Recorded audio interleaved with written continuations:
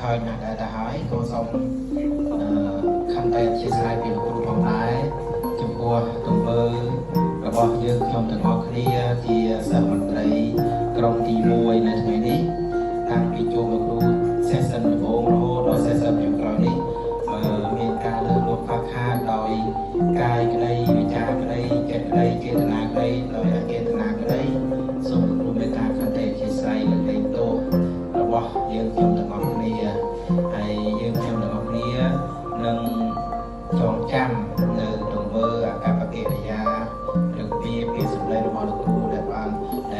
ផ្ដល់ជាដំបូន្មានល្អដល់ពូយើងខ្ញុំទាំងអស់គ្នាដែលនឹងខ្លាចជាមន្ត្រីនៅថ្ងៃខាងមុខនេះដើម្បីយើងទៅអនុវត្តនៅថ្នាក់មូលដ្ឋានដើម្បីបម្រើប្រជាពលរដ្ឋនេះពេលខាងមុខហើយជាចុងក្រោយនេះក៏សូមគោរពជូនពរលោកគ្រូសូមឲ្យលោកគ្រូសម្បកបជួបប្រទេសតែនឹងពុទ្ធពរទាំងឡាយ4ប្រការគឺអាយុ